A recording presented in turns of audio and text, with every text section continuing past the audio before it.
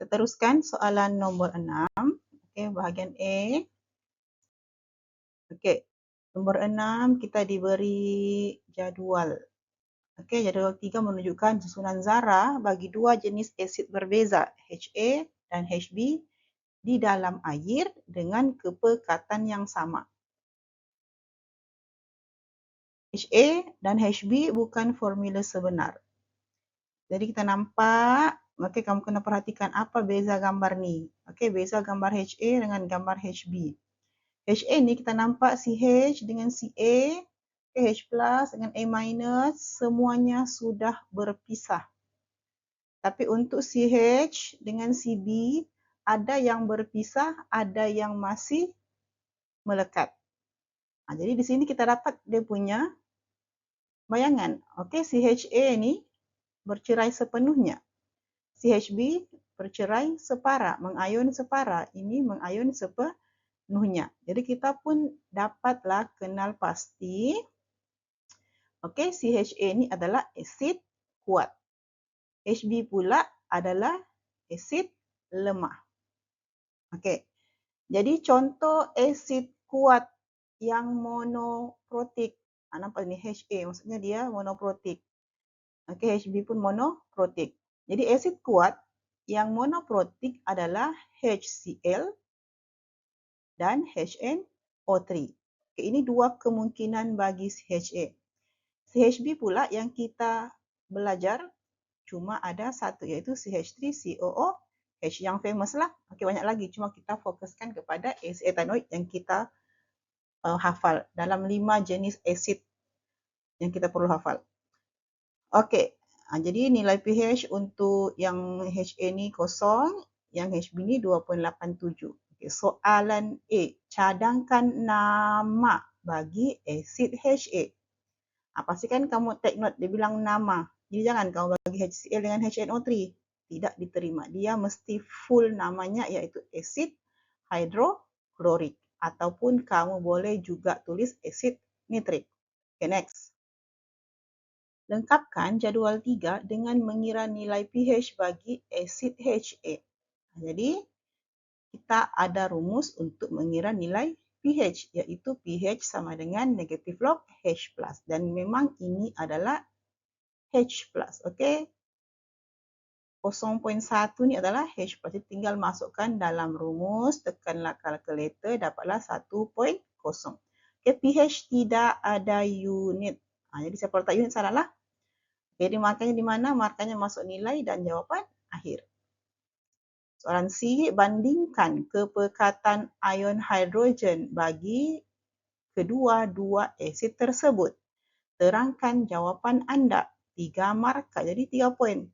Jadi macam yang cikgu beritahu sebelum ini di kelas tambahan, okey, di kelas-kelas sebelum ini, bila dia minta penerangan dan itu adalah berkaitan dengan asid, apa kita buat?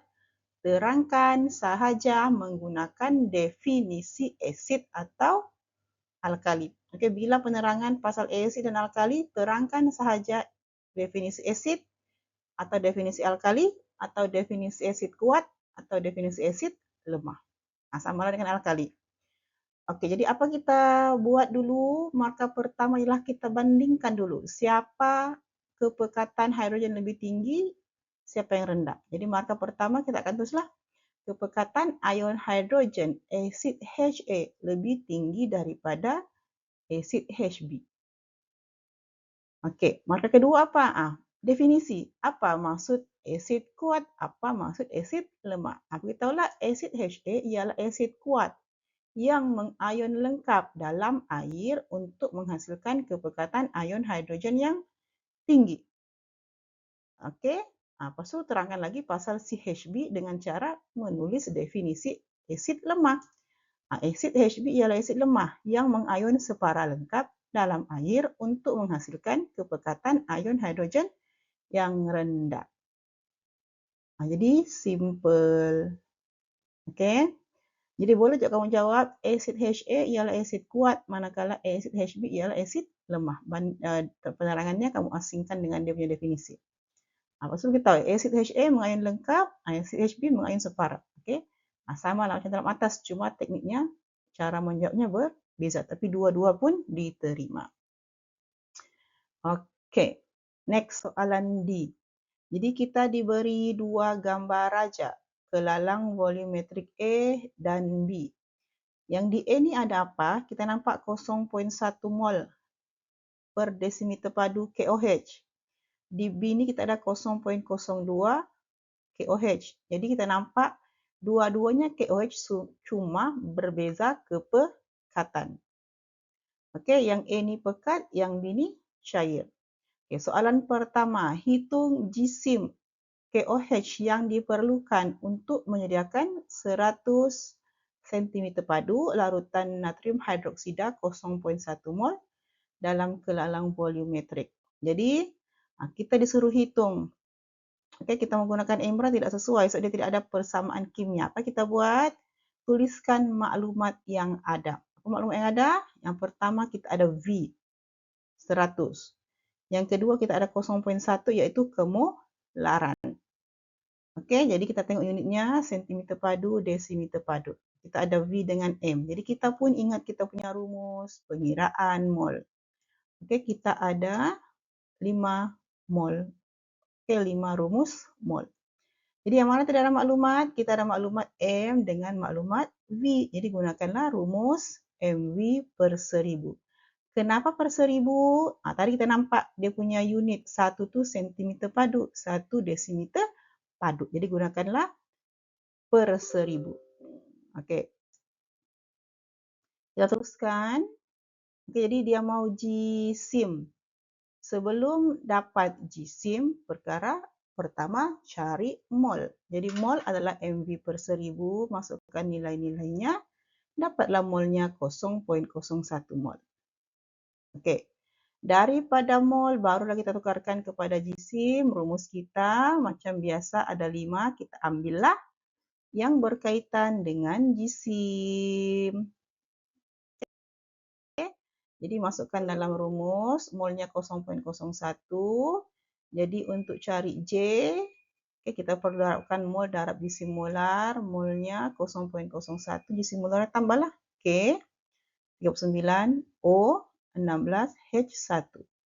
Okay, tekan-tekan kalkulator dapatlah 0.56 gram. Pastikan ada unit. Tidak ada unit nanti markah kamu untuk markah akhir tinggal 1. Okay, kamu cuma dapat markah jalan kerja, markah akhir tidak ada. Okey, settle untuk soalan D. Okey, kita ulang kaji semula rumus acid base. Okey, jadi kita ada pH sama dengan negatif log H+, POH sama dengan negatif log OH minus, pH campur POH menghasilkan 14. Itu rumus pertama. Rumus kedua pencairan. Okey, pencairan rumusnya M1V1 sama dengan M2V2. Okey, rumus yang ketiga dalam acid base adalah peneutralan, iaitu MA/VA per MB VB sama dengan A per B. Okey, untuk ini wajib ada persamaan kimia seimbang. Sebab apa? Huruf A, nilai A dan nilai B ini kita akan dapat daripada persamaan kimia seimbang. Tidak seimbang nanti salah A atau B, salahlah kita punya jawapan. Okey, itu ulang kaji ringkas rumus acid base. Kita pergi kepada soalan. Okey, masih lagi berkaitan dengan gambar raja tadi, cuma tadi di 1 sudah settle, di 2. Okey, apa di 2 ni mau? Kita pun nampak dia bilang KOH dan kelalang volumetrik disediakan oleh kadar pencairan. Hitung isi padu KOH dalam kelalang volumetrik diperlukan untuk menyediakan 200 cm padu larutan kalium hidroksida. Jadi dia mau proses pencairan. Jadi rumusnya pencairan lah. Okey. Jadi kita ada rumus pencairan M1V1 sama dengan M2V2 yang mana M1 ini, V1 ini adalah sebelum tambah air, yang M2V2 ini adalah selepas ditambah air. Okey. Jadi keluarkan dulu maklumat-maklumat yang ada. Okey, 200 cm padu ni siapa? V1 ke V2? Okey, digunakan untuk menyediakan, maksudnya ini akhirnya. Okey, selepas ditambah air dia perlu ada 200 sentimeter padu. Okay, dan ini pun 0.02. Kita nampak tadi asalnya dia 0.1 menjadi 0.2. So, ini adalah selepas dicairkan, selepas ditambah air, jadi dia adalah M2. Okey, selepas tambah air, V-nya 200, M-nya 0.02. Sebelum tambah air, V-nya disuruh cari. Hitung isi padu yang diperlukan daripada kelelang volumetrik A. Okey, dia punya kemolarannya kita ada, iaitu 0.1. Jadi kalau kita buat, kita dapat maklumat ini, masukkanlah dalam rumus M1-nya 0.1, V1 perlu cari, M2-nya 0.02, V2-nya 200. Okey, tekan-tekanlah kalkulator, dapatlah jawapannya 40. Jangan lupa unit sentimeter padu. Okey, kita jumpa di video seterusnya.